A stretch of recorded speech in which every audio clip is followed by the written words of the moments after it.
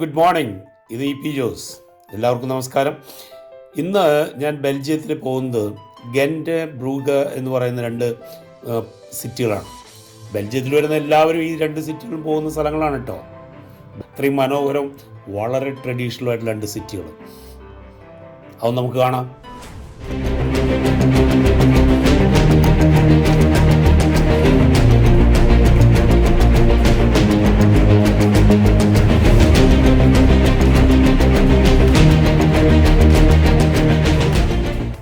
ബെൽജിയത്തിനെ പ്രധാനമായിട്ട് 3 ഭാഗങ്ങളായിട്ട് വായിച്ചിട്ടുണ്ട്. അത് സംസാര ഭാഷ അനുസരിച്ചിട്ടാണ്. നമ്മൾ കേരളം, തമിഴ്നാട്, കന്നഡ പോലെ തന്നെ ഫ്രഞ്ച് കൂടുതൽ സംസാരിക്കുന്ന ഒരു ഏരിയ അത് തെക്ക് വശത്താണ്. ഡച്ച് ഭാഷ സംസാരിക്കുന്ന നെതർലാൻഡ്സിന് അടുത്ത് കിടക്കുന്ന സ്ഥലങ്ങൾ അവിടെ അതൊരു ഏരിയ. പിന്നെ ഇത് രണ്ടും ഉൾപ്പെട്ട ക്യാപിറ്റൽ ഉൾപ്പെടുന്ന ബ്രസൽസ് ഉൾപ്പെടുന്ന ക്യാപിറ്റൽ റീജിയൻ.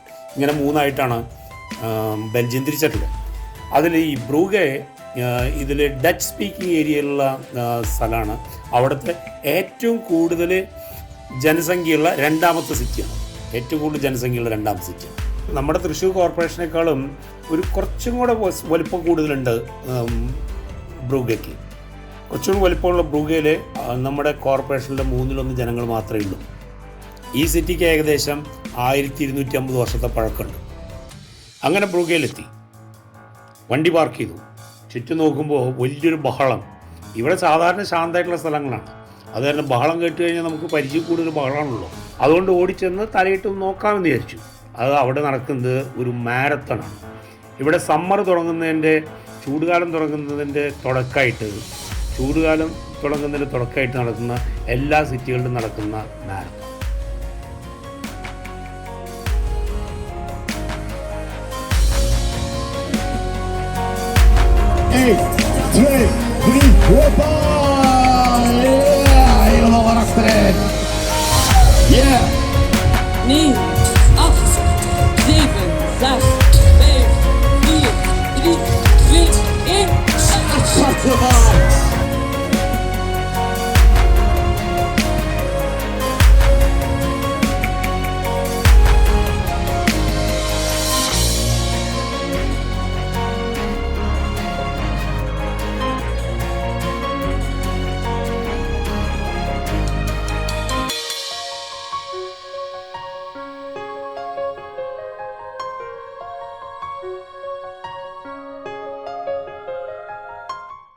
നമ്മുടെ അവിടെ പ്രകടനങ്ങൾ നടക്കുന്ന പോലെ മാരത്തോൺ മൂലം റോഡുകളും കൂടെ അടച്ചിരിക്കുകയാണ്.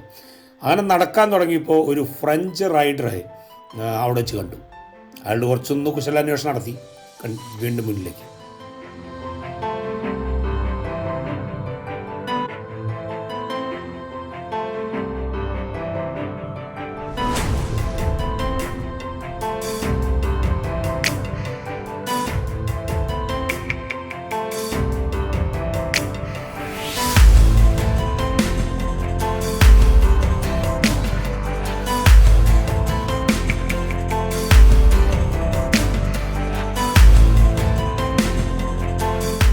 ബ്രൂഗയിലെ ഏറ്റവും വലിയ ആകർഷണം ഇവിടുത്തെ പള്ളിയാണ്.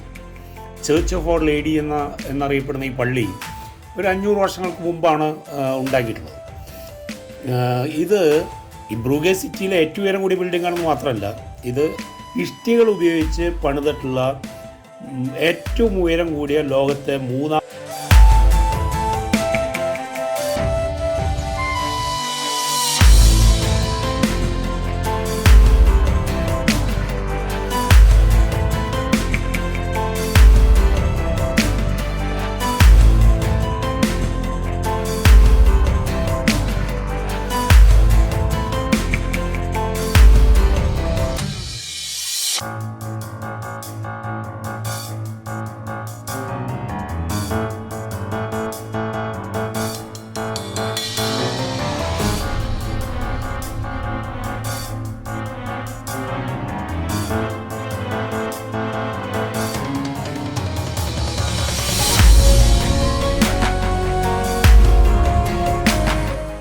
പള്ളിയുടെ തൊട്ട സൈഡിലായിട്ട് ആരും വലിയ ശ്രദ്ധയൊന്നും പെടുത്താതെ വളരെ ഭംഗിയായിട്ടുള്ള 4 കുതിരപ്പുറത്തിരിക്കുന്ന 4 പേരുടെ പ്രതിമകൾ.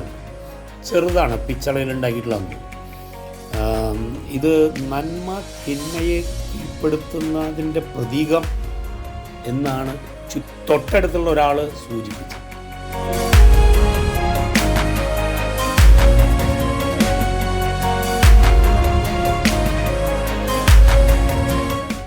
ഇവിടുത്തെ എൻ്റർടൈൻമെൻറ്റുകൾ മുഴുവൻ പള്ളിക്ക് ചുറ്റുമുണ്ടാവും.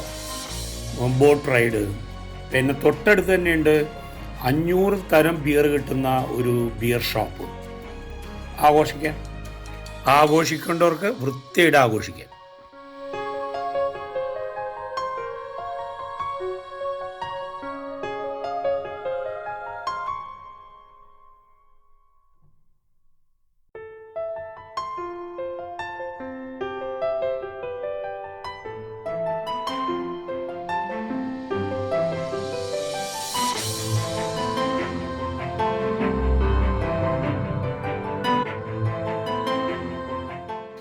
പിന്നെ നടന്നു മാർക്കറ്റ് സ്ക്വയറിലേക്ക്. ഇതിവിടുത്തെ ജനങ്ങളുടെ ഒരു പ്രധാന മീറ്റിംഗ് പ്ലേസാണ്. എല്ലാവരും വന്ന് വെറുതെ ഇരിക്കുകയാണെങ്കിൽ ചുമ്മാ ഒന്നൊന്ന് പോവാം. നമ്മുടെ തേക്കിൻകാട് പോലെ.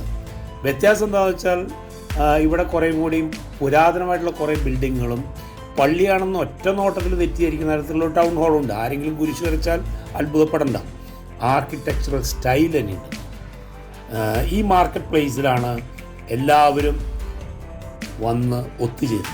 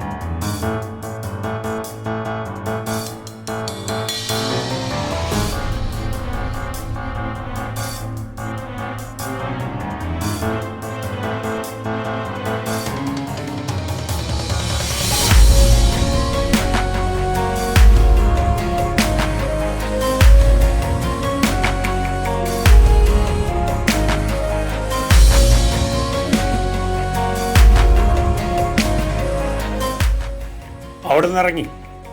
അപ്പോഴേക്കും നമ്മുടെ മാരത്തോൺ അവസാനിച്ചിരുന്നു. ടൗണുകളൊക്കെ തുറന്നു. തിരിച്ചെന്ന് ബൈക്കെടുത്ത് സിറ്റിയിലെ പ്രധാന സ്ട്രീറ്റുകളിലൂടെ ഒന്ന് കറങ്ങി.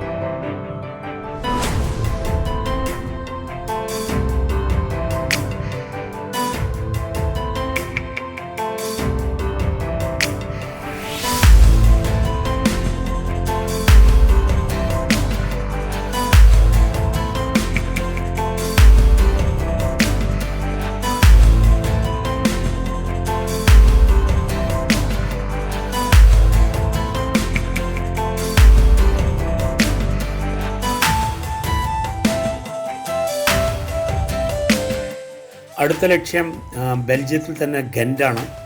അത് ബെൽജിയത്തിലെ ഡച്ച് സ്പീക്കിംഗ് ഏരിയയിലുള്ള മറ്റൊരു വലിയൊരു സിറ്റിയാണ്. ആ സിറ്റി ബെൽജിയത്തിലെ ജനസംഖ്യ അനുസരിച്ച് വെച്ച് നോക്കിക്കഴിഞ്ഞാൽ ബെൽജിയത്തിലെ ഏറ്റവും വലിയ രണ്ടാമത്തെ സിറ്റിയാണ്. അവിടേക്ക് പോകുന്നു. എൻ്റെ ഈ വീഡിയോ നിങ്ങൾക്ക് ഇഷ്ടപ്പെടുകയാണെങ്കിൽ ലൈക്ക് ചെയ്യുക. അടുത്ത വീഡിയോകൾ കിട്ടുന്നതിന് വേണ്ടി സബ്സ്ക്രൈബ് ചെയ്യുക. ഇത് EePee Jos and I am signing off.